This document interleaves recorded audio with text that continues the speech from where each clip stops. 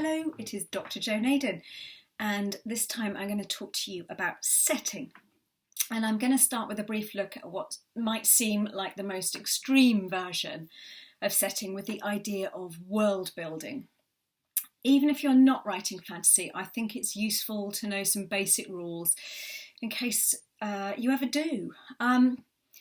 Writers build worlds every time they write, but creating an entirely new one, or even skewing ours, is a hugely attractive prospect, I know. For other writers, as you may have heard me say elsewhere, I don't tend to write fantasy, but I know for them it is a hugely attractive thing. It gives you a godlike power, as if we didn't have enough of that already with the fates of characters in our hands. Here we get to build an entirely new world.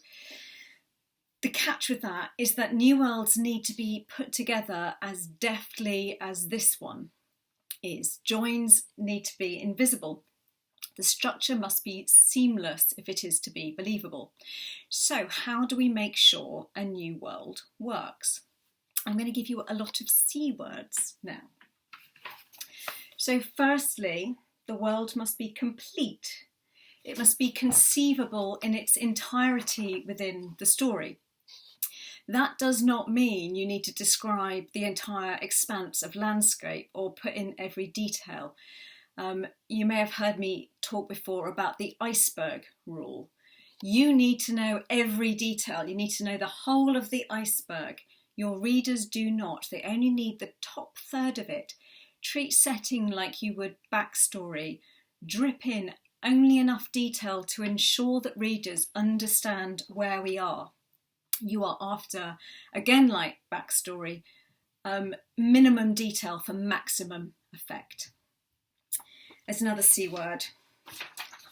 To be credible, the world must emerge from the premise solidly, step by step, like something that might really actually exist.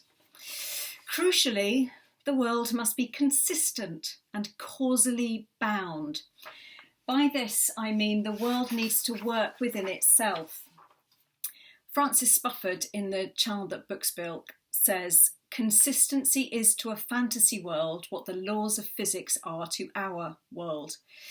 For example, there is no point having a green sun unless you invent a sky that's appropriate, or else the sun loses its authority.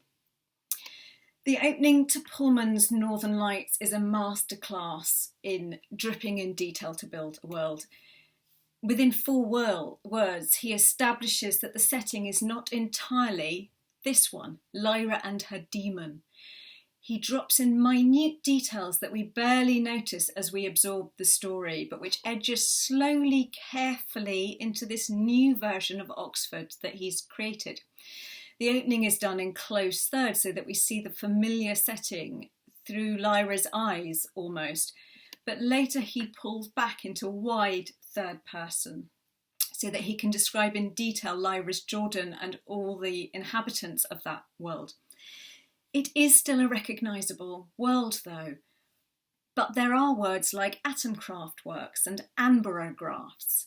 Now ambrograft is a made up word, but it's so close to our own concept of, say, a barometer, that readers may need to look it up to check. I say that because I needed to look it up to check. So consistent, credible, causally bound, complete. Pullman's worlds, all of them that he creates in Northern Lights, work like that. He builds them slowly from the ground up.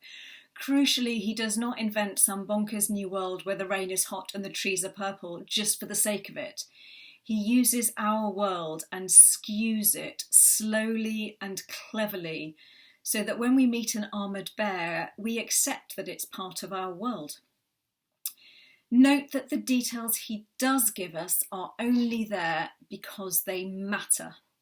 And that goes for realistic settings as well.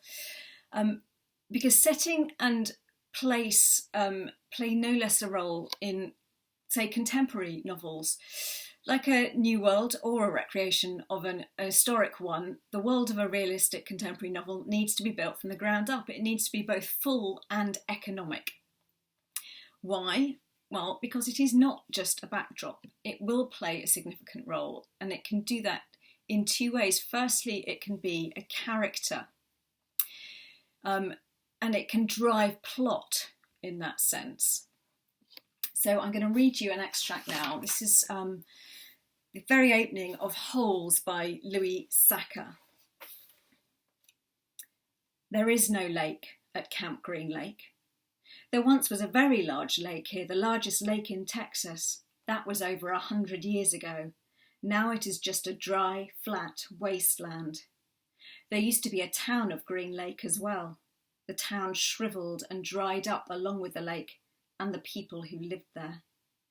During the summer, the daytime temperature hovers around 95 degrees in the shade, if you can find any shade. There's not much shade in a big dry lake. The language of that is as harsh and spare as the landscape, and the landscape in Holes is plot. That first line, there is no lake at Camp Green Lake. From the off, we know it is a disappointing place. Then by halfway down the page, we know it's cruel and possibly deadly. That's highlighted later on as well. On page 14, I'm going to read you another little excerpt here. Take a good look around you, Mr. Sir said. What do you see? Stanley looked out across the vast wasteland. The air seemed thick with heat and dirt. Not much, he said, then hastily added, Mr. Sir. Mr. Sir laughed. You see any guard towers? No. How about an electric fence? No, Mr. Sir. There's no fence at all, is there? No, Mr. Sir. You want to run away? Mr. Sir asked him. Stanley looked back at him, unsure what he meant. If you want to run away, go ahead, start running. I'm not going to stop you. Stanley didn't know what kind of game Mr. Sir was playing. I see you're looking at my gun. Don't worry, I'm not going to shoot you. He tapped his holster. This is for yellow-spotted lizards. I wouldn't waste a bullet on you. I'm not going to run away, Stanley said. Good thinking, said Mr. Sir. Nobody runs away from here. We don't need a fence. Know why? Because we've got the only water for 100 miles. You want to run away? You'll be buzzard food in 3 days. Stanley could see kids dressed in orange and carrying shovels dragging themselves towards the tents. You thirsty? Asked Mr. Sir. Yes, Mr. Sir, Stanley said gratefully. Well, you'd better get used to it. You're going to be thirsty for the next 18 months. For me, that is incredibly clever. It's a great piece for teaching dialogue because that itself is so tight, but look how he drips in setting as plot here, but via speech. But even when the landscape isn't vital to plot, setting is still one of the tools you can use to set up plot and give away character. Think about how much we learn about a person when we see inside their home, or especially actually just their bedroom, if it's a young character or reader. In the book Every Day by David Levithan, this is actually a regular part of the plot in that the protagonist, A, who is genderless, wakes up every day in a new body and thus in a new bedroom. The details A notices about that room help A fit into that person's life.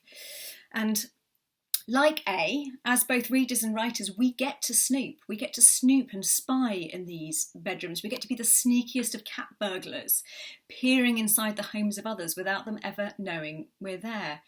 Think about the tiniest details, the giveaways of a place. Be exact.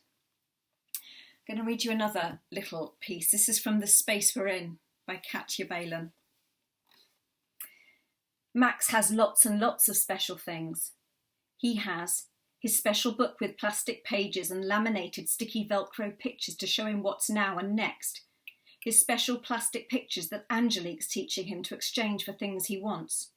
His special box full of things that light up and spin and glow, like his special squashy balls and glitter tubes and buzzy bugs to help him be a calm boy.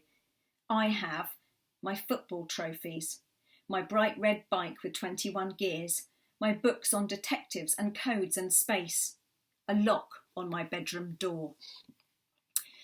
That's another glimpse into lives via possessions this time, and it gives away two characters and the attitude of one character towards another. That lock on the bedroom door is significant as well. It's seeding something big later on in the plot. And to finish now, I'm going to give you an exercise to help you understand how setting reveals character and help you actually get into character as well and spend some time with your protagonist and maybe another character in your novel. So if you want to do the exercise, I would like you to describe your protagonist's bedroom, or even better, get another character to describe it, or have your main character describe someone else's bedroom. That way you get insight into two characters, basically. And that is it for this little video on setting. It did focus very much on world building because that is such a vast thing, but I hope you can see how important setting is in other ways, whatever you're writing. Bye.